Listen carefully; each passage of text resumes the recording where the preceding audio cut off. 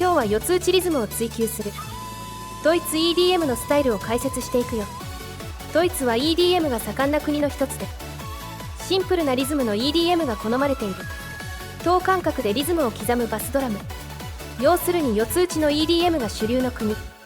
音楽ジャンルでいうとテクノやトランス系統の EDM が発展した国だよ。四つ打ちから離れたイギリス EDM とは対照的な存在と言われることもある。日本もまた四つ打ち EDM が主流だから、ドイツ EDM のノリは理解しやすいと思うよ。動画の前半ではドイツ EDM の中でもポップ要素の強いスタイルを解説するよ。パーティーシュラーガーはシュラーガーというドイツポップスの EDM アレンジジャンル。シュラーガーはドイツの古いポップスで、日本でいう歌謡曲と似た立ち位置だよ。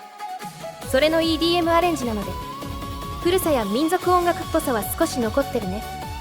スノだとボーカルが複数人で楽しく歌うような感じになることが多い。パーティーという名前からもわかる通り、明るく楽しい雰囲気の強い曲だよ。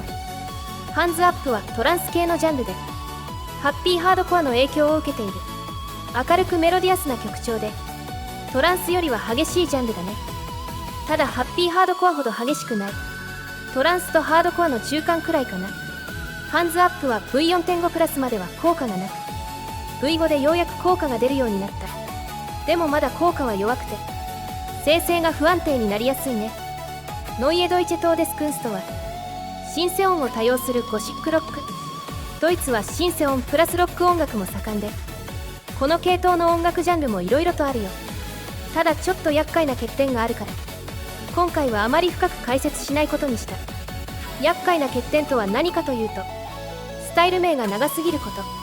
ノイエドイチェトーデスクンストの他にもノイエドイチェベレやノイエドイチェハーテもあって、どれも結構面白い効果のスタイルだよ。ただこの3つを全部紹介しても何が何だかわからなくなりそうだから、代表として1つだけ紹介することにした。このシンセプラスロックが気に入った人は他の2つも使ってみるといいよという紹介にとどめておくね。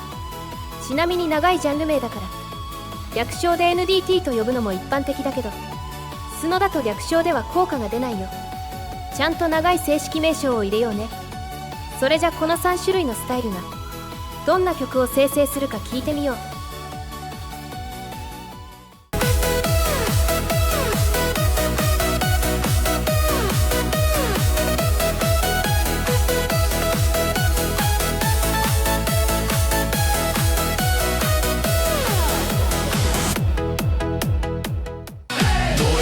なんだ信じていいのは名前も顔も似たような夜、優しい声で近づいてきてポケットの中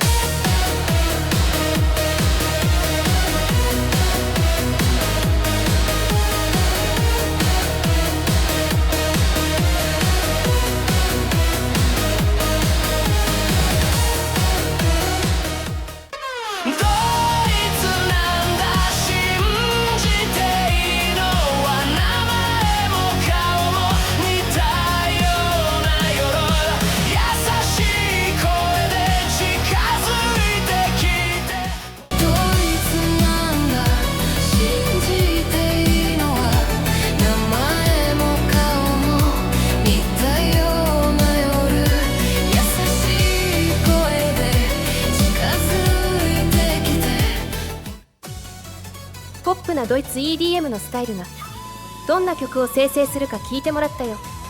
リズムがシンプルな4つ打ちだからノリが分かりやすくて聞きやすいね。ただドイツ EDM にはシンプルだけどポップなノリではないジャンルも多い。シンプルさを追求していってメロディーさえも削ってしまうような大衆受けしないハードな EDM も多いよ。むしろそっちの方がドイツ EDM らしい。 EBM はエレクトロニックボディミュージックという音楽ジャンルの略称だよ。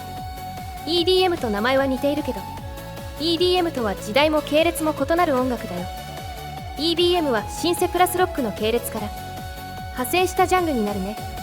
ただロック要素はかなり薄れてるから由来を無視すれば EDM に聞こえると思う。 EBM はほぼドラムとベースだけのシンプルな編成が特徴となる音楽。ただベースの動きは結構激しいよ。スノでもかなりベースが強調される。シュランツはハードテクノをよりシンプルで単調にしたジャンル。メロディーや盛り上がる展開は控えめで激しい四つ打ちリズムが続く曲だよ。ただスノはメロディーのない曲や展開のない曲が生成されにくいからシュランツでも普通の EDM のようなメロディーや展開になってしまうことも多い。小文字表記だと効果が不安定だからシュランツと頭文字大文字表記を推奨するよ。